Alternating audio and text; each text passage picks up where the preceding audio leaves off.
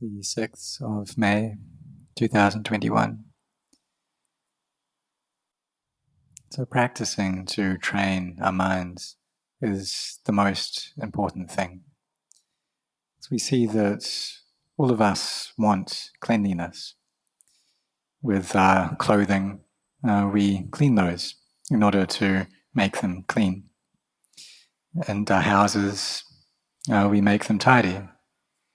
The monastery is the same, the monks' huts, the Dhamma hall. We clean these in order to make them tidy, to make them clean. And we see that this is something that's very important. With food, it's the same. We all want clean food. And if there's any restaurant where we know that the food is unclean, then no one will go to eat there. In these days, cleanliness is even more important than it has been in the past. Isn't that the case? That all of us, we wash our hands with alcohol frequently. You see that the air that comes out of people's lungs, it's unclean, so we wear masks. If people are coughing, then we're very cautious around them. And we're cautious. If we cough, we don't want to give our dirty things to other people. So there's this current crisis, an economic crisis, the crisis of the pandemic. And people are trying to protect themselves as best they can. So even though we may get a vaccine, we still shouldn't be heedless. We should put effort and have caution and try to protect ourselves well. But this is in terms of our bodies. But what about our hearts? Well, these hearts, they need to be clean too. We see that throughout the space of just one day, they receive so many sense impressions, and the mind changes very quickly. When it receives a sense impression, it sees something or hears something, for instance, that provokes anger, then the mind becomes angry. When we experience something that provokes greed or delusion, then the mind becomes greedy, it becomes deluded. And this happens extremely quickly. And so when the mind can change so fast like this, if we don't train our minds, if we don't prepare, then it'll just be like this all the time. That last lifetime it was like this, last year, last month, yesterday it was this way. And if we don't train ourselves, don't train our minds, then it'll be like this in the future as well. The mind will be pushed around by all these sense impressions. Next lifetime, next year, next month, tomorrow. And this is because we always have this feeling of me, the self, the sense of self, of me and mine that comes up. And so we train our minds to make them better, and to see the drawbacks in having a heart that is stirred up, that's frantic, that's unsettled, and see the benefit of training these minds. But it does require effort, even though it may be a bit difficult to bring the mind to a peaceful state. But that's just normal because it's something that we're not yet able to do, something that we haven't trained ourselves in so much. And so it's natural that it's tough. Just like how when we study something that we haven't studied before, then it's difficult for us to understand that, to pass our exams. To be able to pass both the theory and the practical aspects of that particular subject, it's tough. And so training our minds is the same. But the mind that is already well trained brings happiness to us. And so it's normal that these minds have delusion covering over them and holding sway over them. And they go and follow after their moods, emotions, these sense impressions, and then we speak based upon our moods. We think something, and then after thinking that, we say something based upon that, or we act based upon it.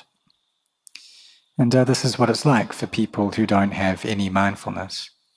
And we could say that they're similar to common animals. These people who are thick with defilements, putujanas, and don't have any mindfulness looking after their hearts. And this is a state that is really, really dangerous. But for those people who have virtue, who have moral integrity, then they're in a better state than this. They're ones who have beautiful hearts and have trained their minds to one level already, that before they act, they think about it first, they contemplate first and ask, well, is this a virtuous action? Is it something that's going to be within the bounds of morality? And these are also people who have a sense of sacrifice as well. So we see that now, even though we're in the middle of this economic crisis, there are many people in Thailand who are sacrificing and giving things up. And this is true not just in Thailand, but all over the world as well. There are many people who have great goodness in their hearts, who are generous, and that's just a normal way of being for them. They see others go through difficulty, and they have this intention to wish to help them out, to share what they have with others. See other people lacking in medicine, and they give them medicine, lacking in any of the 4 requisites, and they help them out. And this is true as well with doctors and nurses during this time. They're sacrificing so much of their own personal happiness in order to help patients. They have this great kindness and compassion in their hearts. In Thailand and many other countries, people are helping each other out in this way. And we see that loving kindness, metta, really is this quality which supports the world. And we see that danger, it's coming close to us. It's a very dangerous thing, and what that is old age, sickness, and death. Before, I once read about death contemplation, giving comparison to say that, say if we receive news that there are 4 mountains in the 4 cardinal directions, and these are steadily closing in, rolling towards us, crushing and destroying everything, all the beings in their path. And in 7 days, these 4 mountains will reach where we are, and there's no way that we're going to be able to escape. There's no hope. Then what should we do? Well, we should develop goodness. For those people who are not yet generous, then they should become generous people.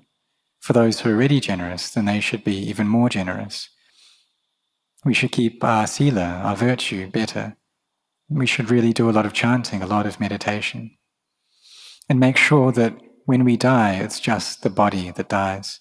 It's not our heart that dies, because we are devoted to building up goodness. So a sage once said that even though our bodies may be beautiful, this beauty, it only stays with us for half of our life. But the goodness that we create, that stays with us for much longer. The health of these bodies, that they may be strong, our brains may be functioning well, but that only stays for half of our life.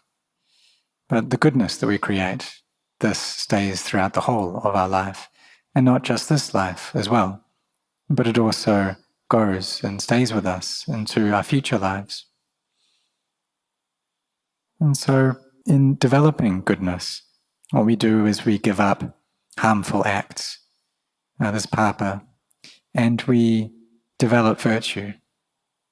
We sacrifice, we're generous, and we develop our minds. See that even though the kilesas arise very frequently, but this happens in the present moment, and they come up in the present moment and cover over our hearts. And it's not like wrapping something with wrapping paper, for instance, that stays for a long time, but these kilesas, they're just temporary. When the mind experiences a sense of oppression, then these kilesas, they come up right then and cover the heart right then. So we could say that if we eat a lime and we experience the sourness of that, and then clinging comes up immediately, liking and disliking come up right then. And so we look with mindfulness right here to the present moment, how the mind clings right here in the present moment, and we abandon it right here as well.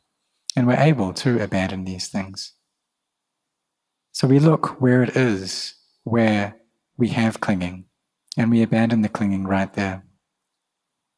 And we train our minds to be better, to develop from the state of putujana, someone thick with the defilements, to a kalyana chana, one with a beautiful heart.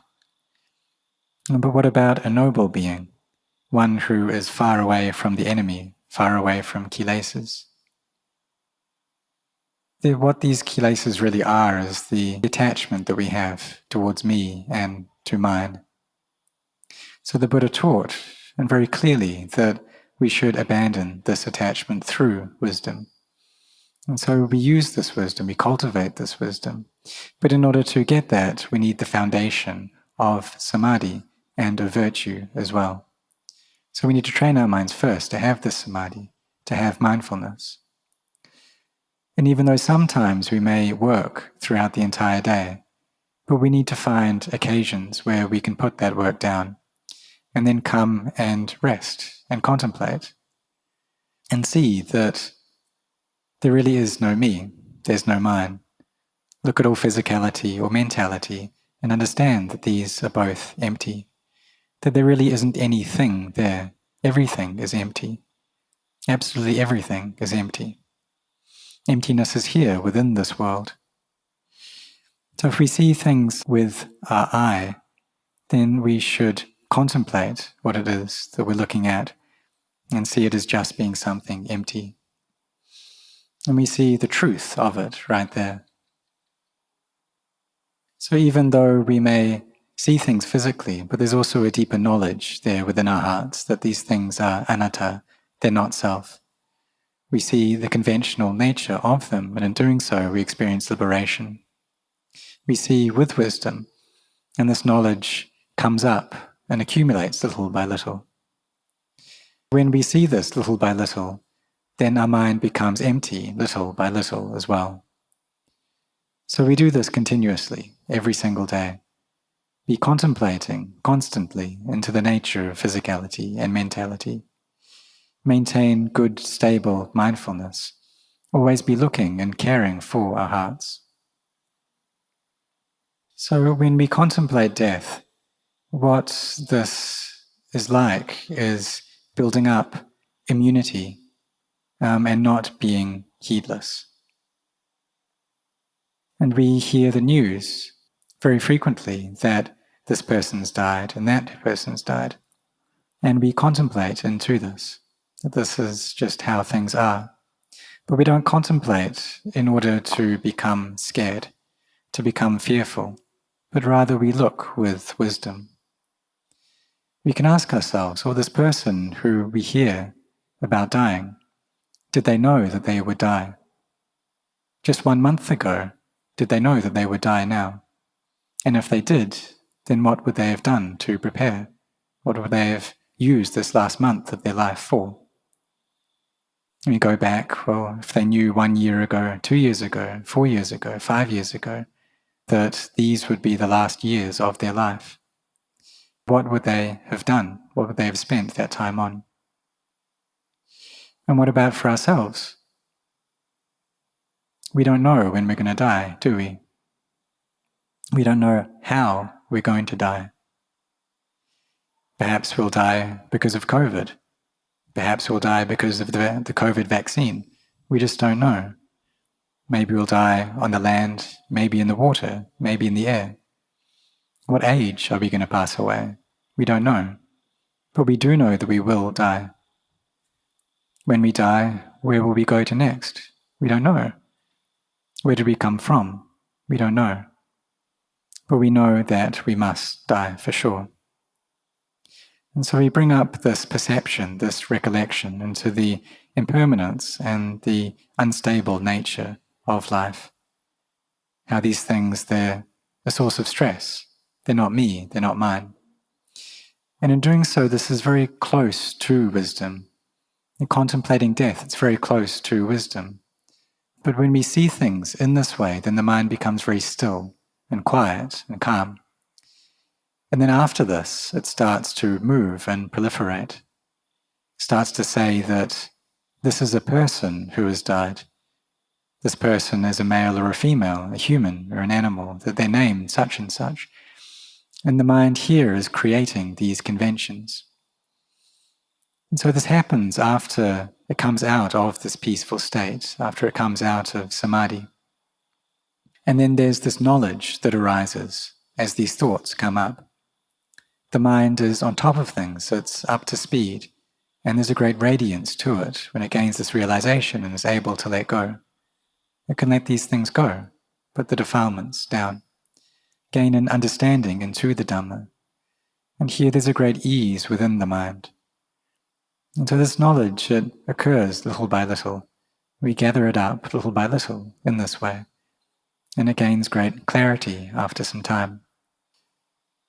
And then we see the true benefits and the great qualities of the Dhamma, of the Buddha, of the Sangha. That when we practice following the Buddha's teachings, we really do gain results. This is true. That when we see the Dhamma, we see the Buddha with great clarity. So we should train ourselves and practice following the teachers, the teachings of the Buddha, because we've had this opportunity to listen to his Dhamma. So we put that into practice like this, and do this every single day, to really train ourselves to not be heedless. And we should think that death is coming in closer to us, and it's not sure, and so we should be heedful. And we respond by developing our hearts, and this is something that we can do. And we see that every day people's lives are falling away like leaves from a tree. And so we should think that we are approaching the very last period of our life, that these are our last moments. And so what should we do with those last moments? Well, we meditate a lot. We cultivate our minds a lot. And so may all of you set your hearts on this.